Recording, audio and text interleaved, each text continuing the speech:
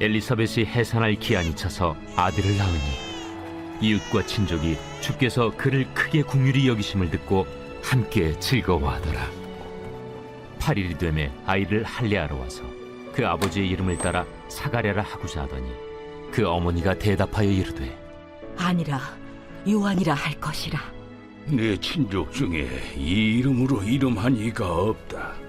하고 그의 아버지께 몸짓하여 무엇으로 이름을 지으려 하는가 물으니 그가 서판을 달라 하여 그 이름을 요한.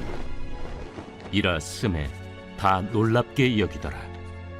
이에 그 입이 곧 열리고 혀가 풀리며 말을 하여 하나님을 찬송하니 그 근처에 사는 자가 다 두려워하고 이 모든 말이 온 유대 산골에 두루 퍼지매 듣는 사람이 다 이 말을 마음에 두며 이르되 이 아이가 장차 어찌 될까?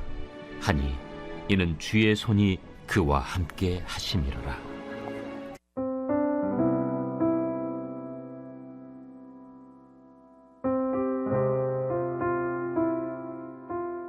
여러분의 일상에서 일어나는 지극히 개인적인 사건들이요, 하나님의 살아 역사하심을 증명하는 은혜의 도구가 되어지기를 축복합니다. 오늘 본문 누가복음 1장 57절에서 66절은 사가랴와 엘리사벳 부부가 아이를 낳고 아이의 이름을 지어준 이야기가 기록되어 있습니다. 지극히 개인적인 사건이죠. 오늘날에도 아이를 낳는다는 것은 아주 귀한 일이지만 가족들 안에서 일어나는 정도의 이슈입니다. 또한 낳은 아이의 이름을 지어주는 일은 더욱 그러하죠. 어떤 가정에서 태어난 아이의 이름을 짓는 과정이 우리는 그렇게 궁금하지 않습니다. 그런데 오늘 본문에서 주목할 것은 이러한 개인적인 사건이요, 공동체적인 사건으로 확장이 되었고요, 부부 안에서 일어날 마땅한 사건이 동네방네 특별한 사건이 되었다라는 것입니다. 그저 특별한 사건이어서 부러움과 시샘의 대상이 된 것이 아닙니다. 사람들로 하여금 하나님의 은혜를 주목하게 하는, 하나님의 하실 일을 사모하게 하는 그런 사건이 되었다라는 것입니다. 나의 일상이요, 구원을 위한 역사가 되었다라는 것이에요. 나의 일상의 이슈가 하나님을 증명하는 구속사가 되기 위한 걸음, 사가랴 부부의 모습을 통해서 살펴보겠습니다. 먼저는요, 겸손함으로 하나님이 하신 일을 공동체 안에서 나누어야 한다라는 것입니다. 57절에서 엘리사벳은 해산할 기한이 차서 아들을 낳게 되었어요. 그러자 이웃과 친족들이 찾아와 같이 즐거워합니다. 그런데 찾아온 이들이 즐거워한 이유를 보니요, 이 부부가 아들을 낳은 것이 부부 안에 일어날 마땅한 사건이었기 때문에 즐거워한 것이 아니었어요. 잘생긴 아들이네, 건강하게 생겼네요, 노산이라니 놀랍네, 이런 이유들 때문에 즐거워한 것이 아니라는 거예요. 58절은 이렇게 말합니다. 이웃과 친족이 주께서 그를 크게 긍휼히 여기심을 듣고 함께 즐거워하더라. 여기에서 주목할 단어가 주께서 하심을 듣고입니다. 이들이 즐거워한 이유가 아들을 낳은 것이 58절에 하나님께서 하신 사건이라는 것을 전해 듣고 즐거워했다라는 거예요. 하나님이 살아계시네. 하나님은 듣던 대로 불가능이 없으시네. 오랜 간구에 응답하는 분 많네. 하나님은 정말 긍휼의 하나님이네. 구약의 마지막 선지자 말라기 이후에 400년이라는 길고 긴 침묵기가 이어졌거든요. 물론 하나님은 복음이 흘러갈 세계 무대를 준비하고 일하고 계셨지만요, 이들은 일상에서 하나님의 은혜의 눈이 가려져 있는 그런 어두운 상태였어요. 그런데 바로 이 출산이 이 깊은 어둠을 뚫고 한 줄기의 빛이 비추어진 것 같은 그런 사건이 되었던 겁니다. 기다리는 자들에게 말이죠. 하나님이 살아계신다라는 것을 맛본 자들의 기쁨이 누려졌던 것이지요. 자, 그런데 이들이 이 기쁨에 참여하기까지는 그냥 된 것이 아니라요. 사가랴 부부의 수고가 있었음을 기억해야 합니다. 이 부부가 일상의 사건을 성실하게 나누는 자들이었어요. 불임이 주었던 부부 사이의 아픔들, 그리고 이들의 간절한 기도의 제목들, 하나님 앞에 그렇게 예배하던 제사장으로 어찌 보면 믿음이 없어서 받게 된 징계의 사건들, 혀가 묶여버리게 된 사건이죠. 천사의 말대로 임신이 되었고 천사의 말대로 출산이 가능하게 되었다라는 것, 이 모든 것들을 공동체 안에서 고백하고 나누었던 것입니다.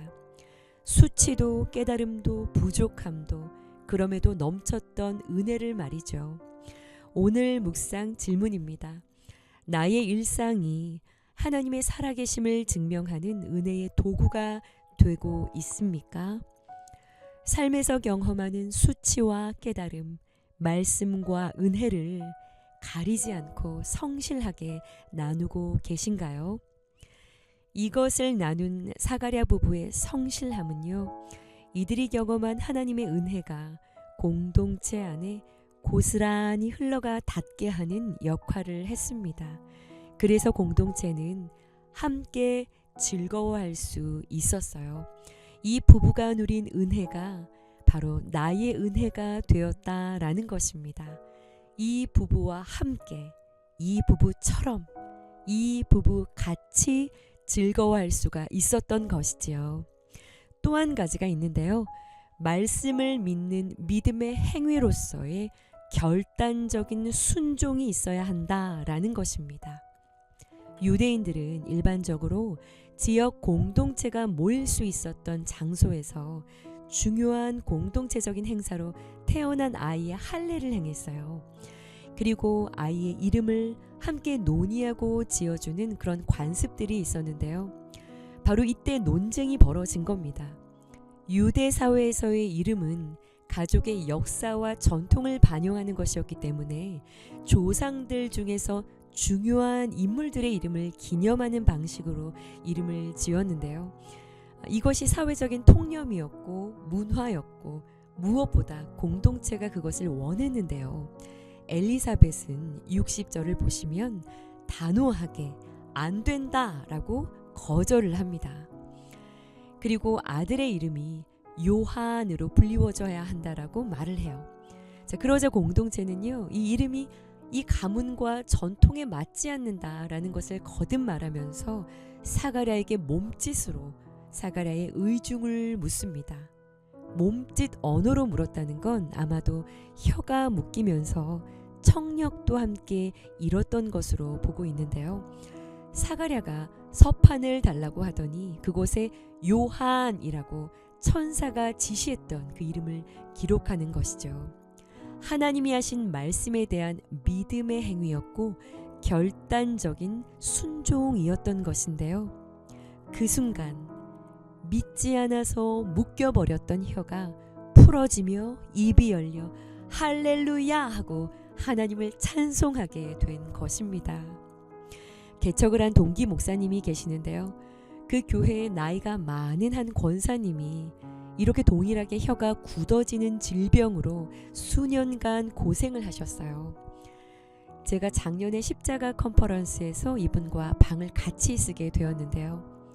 이분에게 직접 전해 듣게 되었습니다. 그 굳어졌던 혀가 목사님이 하시는 말씀이 자신 안에 들어와서 믿어지는 순간 혀가 풀어지는 경험을 하게 되어서 당신은 말씀의 능력을, 믿음의 능력을 참으로 믿는다라는 간증을 밤새 하신 기억이 있습니다. 오늘날에도요, 여전히 하나님의 말씀은 살아서 역사합니다. 믿음의 문제이죠. 이것을 지켜보고 있던 자들은 전에 경험해보지 못한 사건을 목격하며 하나님을 향한 경외하는 두려운 마음이 일어났고요. 이 이름을 짓는 시간에 일어났던 이 사건은 65절을 보시면 근처에 살고 있었던 자들을 넘어서 온 유대 산골로 퍼져가며 하나님의 역사를 온 유대 공동체가 사모하게 하는 그런 도구가 되었습니다. 개인적인 사건이요, 구속의 역사가 된 것입니다. 나의 삶에 불임과도 같은 고통스러운 문제가 있으신가요? 불신으로 인한 혀가 묶이는 징계의 사건들을 경험하셨나요? 그 밖에 하나님의 때에 이루어질 이야기들을 소망하며 기도하고 계신가요? 이 모든 사건들이 하나님 나라의 구속사가 되어지는 은혜가 우리 모두의 삶에 임하기를 기도합니다.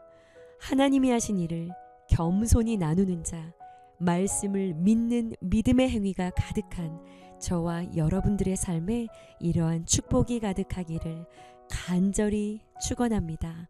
기도하시겠습니다. 오늘 우리 삶에서 만나는 작은 일들 속에서도 하나님의 일하심을 고백하는 우리 모두가 되어지기를 소원합니다.